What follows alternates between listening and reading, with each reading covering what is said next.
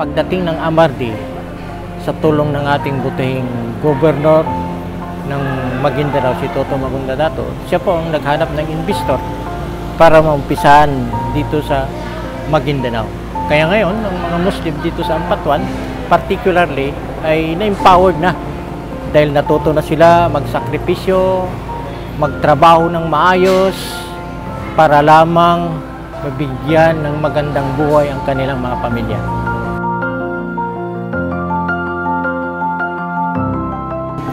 Maganda rin kami trabaho dito.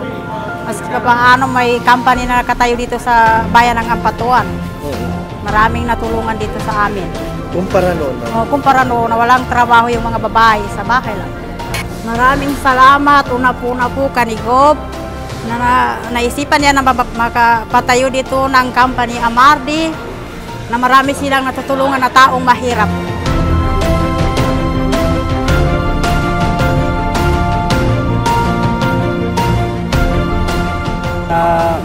Malaking tulong po itong trabaho namin kasi dito siyempre may pamilya po ko.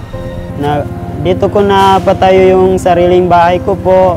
Tapos may service na rin po ko. Di na rin ako umasa sa mga magulang ko.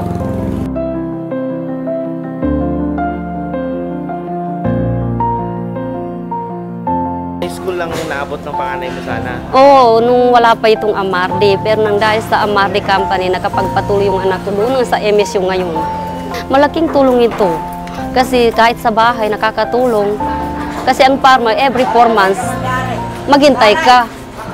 Pero dumating ito, araw-araw, kahit na mangutang ka, nasisigurado mo, every 15 nakabayad ka. Every 3 months po, nagkakandak po kami ng random drug test sa lahat ng mga workers namin. So, kung sino yung maging positive, automatically meron kaming karapatang sanksyon. Dumating ang Amardi, hindi naman siguro lingid sa ating kaalaman na yung drug addiction is laganap na dito sa ating lugar. So, nung dumating ang Amardi, kahit papano, yung mga tao dito na nabalin yung attention nila sa pagtatrabaho dito sa Amardi. Projected natin, we're looking at 1,500 hectares for Amardi. But for the year, we're given a target of 500 hectares. So every day we're doing planting. We're doing 2 to 3 hectares per day. So we're here to create jobs, job employment. Sabi nila, ang gastos ninyo. Yes, because ang intention is the investment was put here in Ampatuan. Ang laki naman ng Maguindanao, ang laki ng Mindanao. But it's really to